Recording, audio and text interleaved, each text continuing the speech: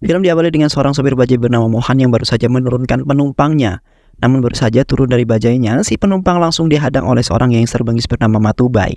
Matubai langsung menangkap penumpang itu dan membunuhnya dengan sangat kejam. Ternyata Matubai kesal karena penumpang itu adalah seorang jurnalis yang berani menulis sebuah artikel mengenai kejahatan dirinya. Mohan yang melihat hal tersebut tak diam begitu saja, dia berusaha menghentikan tindakan Matubai sambil berteriak memanggil seorang polisi. Dan tak lama kemudian polisi pun datang dan langsung mengamankan Matubai di kantor polisi.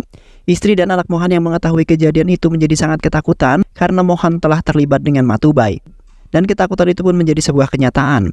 Matubai kemudian datang dan langsung menangkap Mohan. Matubai kesal karena Mohan bertindak sok jagoan dengan membiarkan dirinya ditangkap oleh para polisi. Padahal baginya masuk atau keluar penjara adalah hal yang sangat mudah dilakukan. Matubai lalu melukai istri Mohan. Tangan Mohan kemudian diikat dan dibunuh dengan sangat kejam. Mereka lalu meninggalkan anak Mohan yang bernama Charam sendirian di sana berkat bantuan pamannya.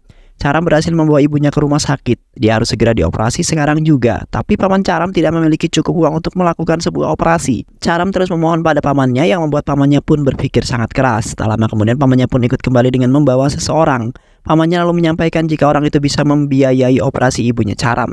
Namun dengan satu syarat, Charam harus ikut bersamanya dan tak akan lagi bertemu dengan ibunya demi keselamatan ibunya. Tanpa pikir panjang, Charam pun menyetujuinya.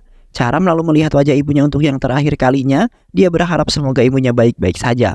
Sesuai dengan perjanjian, Charam pun akhirnya dibawa menemui bos orang tersebut yang ternyata merupakan seorang mafia yang sangat kejam. Dia meminta Charam untuk mengakui kesalahan anaknya yang sudah menembak penjaganya sampai tewas. Mau tidak mau, Charam pun harus menurutinya. Dia ditahan di pusat penahanan anak selama 12 tahun. Di sana Charam tentu mendapat perlakuan yang tidak mengenakan. Dia terus-menerus ditindas dan diperlakukan dengan sangat kasar. Antriannya selalu direbut, bahkan jatah telur Charam pun seringkali diambil oleh mereka. Hingga suatu ketika Charam yang sudah muak pun bangkit dan memberanikan diri untuk melawan. Dia juga berhasil merebut jatah endoknya walaupun sudah berlumuran jigong. Beberapa tahun kemudian Charam yang sudah dewasa terus menghajar tahanan lain hingga babak belur. Dia akan menghajar setiap tahanan yang berani merendahkan harga dirinya.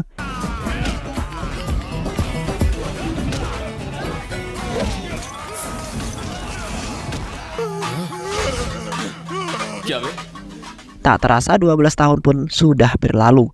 Charam bersama temannya yang bernama Amir kini akan dibebaskan dari penjara tersebut. Sebelum bebas, kepala sipir menyampaikan sedikit pesannya kepada mereka. Dia mengetahui bahwa Charam adalah seorang yang baik. Oleh karena itu, dia meminta Charam untuk segera mencari pekerjaan dan tidak kembali lagi ke penjara ini. Setelah bebas, Charam ditemui Amir langsung pergi ke kampung halamannya Charam. Charam bertanya pada masyarakat setempat mengenai keberadaan ibunya. Tapi tak ada satupun dari mereka yang mengetahui. Charam lalu datang menemui pamannya. Pamannya tentu saja kaget karena ini kali pertama mereka bertemu kembali. Tapi kabar duka datang dari mulut sang paman. Dia menyampaikan jika 1 tahun setelah dilakukan operasi, ibu Charam meninggal dunia. Charam tak menyangka jika semua pengorbanannya malah sia-sia.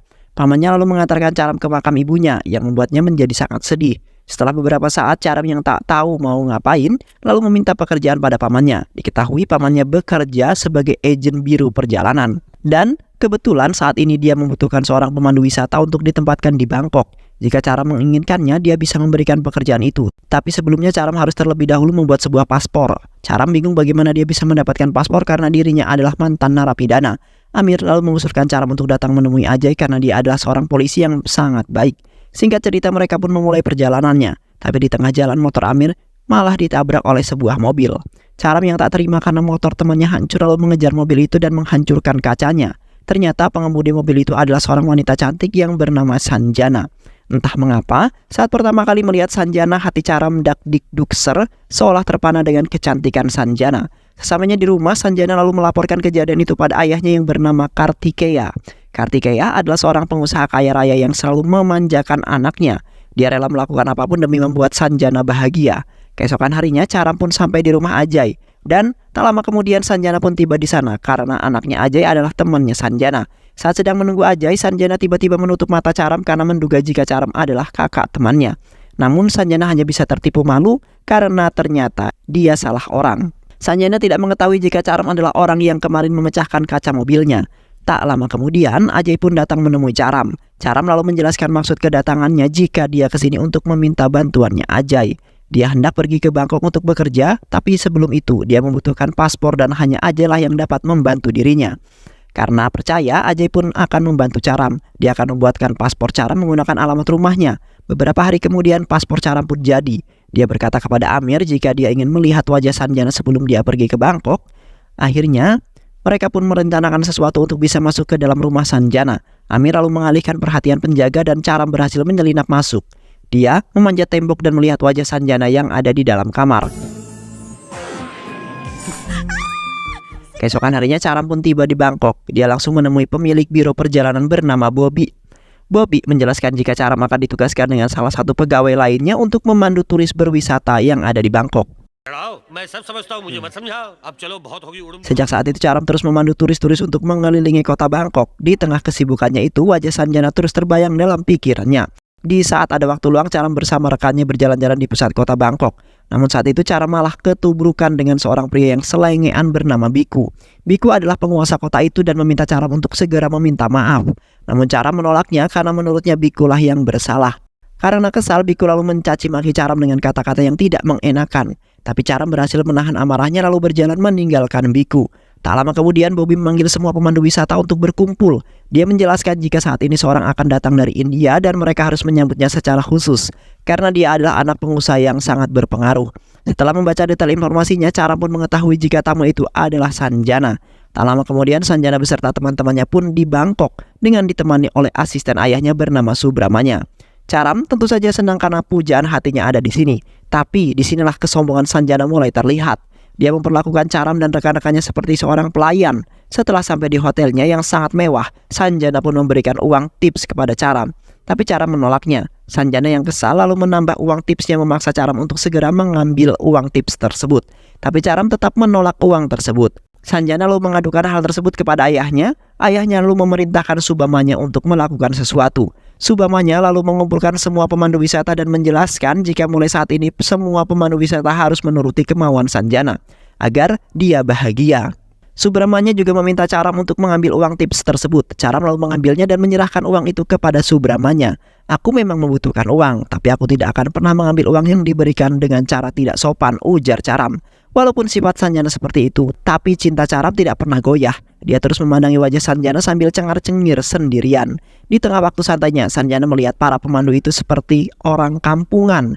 Dia lalu memanggil Subramanya dan juga Bobby agar membuatkan mereka seragam khusus. Dan sejak saat itu setiap pemandu wisata mulai mengenakan seragam khusus untuk membuat Sanjana bahagia.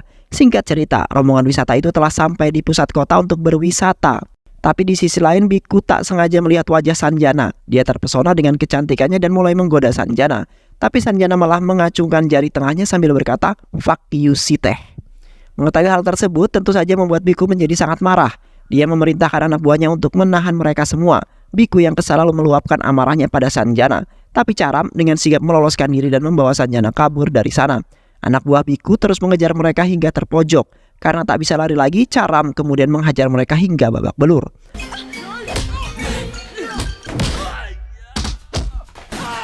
Karena kejadian itu, Sanjana lalu menghubungi ayahnya dan meminta agar Caram dijadikan pengawalnya saja. Mendengar hal tersebut tentu saja membuat Caram menjadi sangat bahagia karena dia bisa terus berada di sisi Sanjana. Keesokan harinya untuk merayakan pergantian tahun baru, Sanjana dan teman-temannya ingin berpesta di sebuah perahu. Di atas kapal, Caram memarahi Sanjana CS karena melompat-lompat di atas kapal. Caram berkata jika yang dilakukan Sanjana itu bisa merusak kapalnya.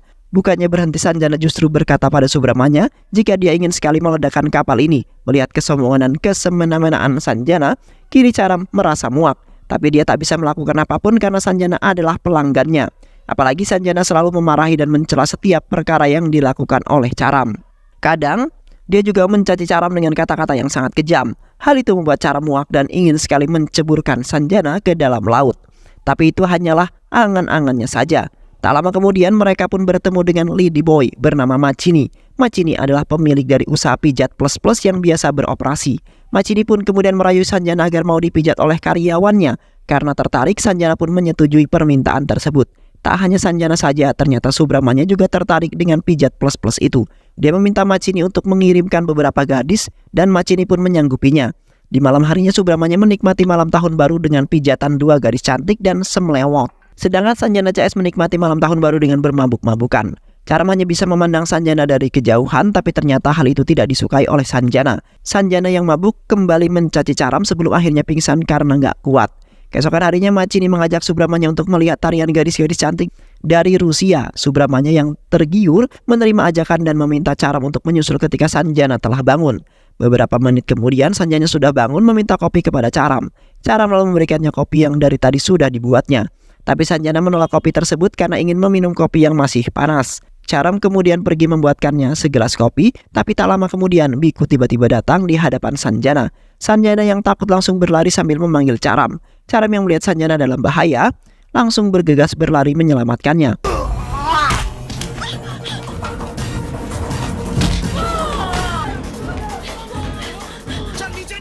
Caram membawa Sanjana kabur dengan menaiki perahu bot, tapi botnya tiba-tiba berhenti di tengah laut karena kehabisan bensin. Sanjana tentu saja marah dan kembali mencaci Caram. Caram yang murka lalu menggaplok Sanjana berkali-kali. "Aku bisa saja membunuhmu saat ini, jadi diamlah dan jaga kata-katamu." Sementara itu Subramanya yang baru saja kembali menyadari jika Sanjana dan Caram tak ada di sana. Dia terus menunggu mereka hingga keesokan harinya. Sanjana yang sudah terbangun melihat ada pulau di dekat mereka. Mereka lalu berenang ke pulau itu. Sesampainya di sana, Sanjana menyuruh Caram untuk meminta maaf. Namun Caram menolaknya. Hal itu membuat Sanjana kesal dan hanya bisa berteriak. Di sisi lain, kepanikan mulai melanda Subramanya. Dia takut Kartikeya menanyakan keberadaan Sanjana. Kini, sikap Caram terhadap Sanjana mulai berubah. Dia tak lagi memuja-muja Sanjana. Untuk bisa bertahan hidup, Caram mengisi perutnya dengan memakan ikan bakar. Dia meminta Sanjana untuk ikut makan, tapi Sanjana menolaknya. Dia tak pernah memakan ikan dengan cara kotor seperti itu. Tak lama kemudian Caram berhasil menemukan sebuah gubuk. Sesampainya di sana, Sanjana kembali mengomel dan menghina Caram. Hal itu membuat Caram kesal dan mengultimatum Sanjana jika ancamannya itu tidaklah bohong. Hal itu membuat Sanjana takut dan mulai menurut kepada Caram. Sesekali Caram memanfaatkan kesempatan itu dengan meminta Sanjana melakukan apa yang diinginkan oleh dirinya. Keesokan harinya, Sanjana kemudian mulai kelaparan, berniat membeli ikan bakar dari Caram. Tapi Caram menolaknya. Dia hanya berkata jika Sanjana menginginkan ikan ini, maka dia harus mencuci bajunya dulu. Akhirnya karena sudah kelaparan, Sanjana pun menuruti permintaan Caram. Kini 2 hari sudah berlalu sejak Subramanya kehilangan Sanjana. Dia tak dapat lagi mengakali Kartikeya. Akhirnya dia pun menceritakan semua yang terjadi pada Kartikeya. Mengetahui hal itu membuat Kartikeya murka dan langsung terbang menuju Bangkok. Dia menabuk Subramanya yang tak becus menjaga Sanjana. Dia lalu pergi ke penginapan Sanjana dan meminta polisi untuk segera mencari anaknya yang hilang di sana. Dia meminta Subramanya untuk mencari tahu siapa identitas Caram yang sebenarnya. Bobby lalu menjelaskan jika Caram adalah pria yang direkomendasikan oleh pamannya sendiri yang bekerja di Biro Perjalanan India. Saat itu juga anak buah Kartikeya yang ada di India pun datang menemui pamannya Caram. Di sisi lain, Caram masih terus menjahili Sanjana. Kali ini dia meminta Sanjana untuk memijat badannya. Caram bahkan ingin melecehkannya, namun Sanjana berhasil melarikan diri. Sanjana yang ketakutan memohon agar Caram tak memperkaosnya. Caram lalu menjelaskan jika dia ingin memperkaosnya, maka dari dulu pasti sudah dia lakukan. Dia sengaja tak melakukannya karena dia sangat mencintai Sanjana. Mendengar hal tersebut, hati Sanjana pun menjadi luluh. Dia tak segan memeluk Caram yang memberikannya kado ulang tahun. Rupanya Caram mengetahui semua mengenai Sanjana. Hal itu pun membuat Sanjana sedih, terharu, bahagia. Setelah mengetahui masa lalu Caram, Kartikeya yakin jika Sanjana pasti sudah diculik. Dia meminta anak buahnya untuk menggerakkan helikopter untuk mempermudah proses pencarian. Caram yang mendengar suara helikopter berusaha untuk memberikan sebuah kode, tapi Sanjana melarangnya. Alhasil, helikopter pun terbang melewati mereka. Sanjana mulai menjelaskan jika dia juga mencintai Caram. Jika ayahnya mengetahui Caram adalah laki-laki pujaannya, dia pasti tidak akan merestuinya. "Aku memang mencintaimu, tapi bukan berarti kamu harus membalas cintaku," ujar Caram. Sanjana tentu saja bingung dengan perkataan Caram. Barulah di sini Caram menjelaskan mengenai masa lalunya.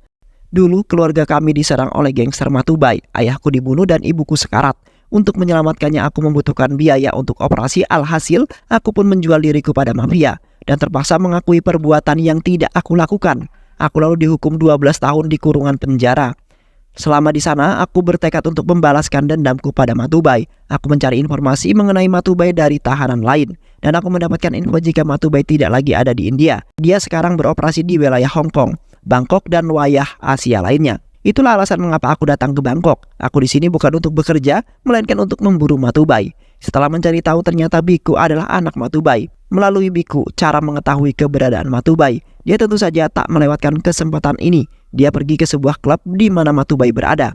Namun serangan meleset dan Matubai pun melarikan diri. Sejak saat itu Matubai tak kunjung kembali ke Bangkok. Setelah menceritakan semua itu, tiba-tiba saja sekelompok orang datang dan langsung menyerang Charam.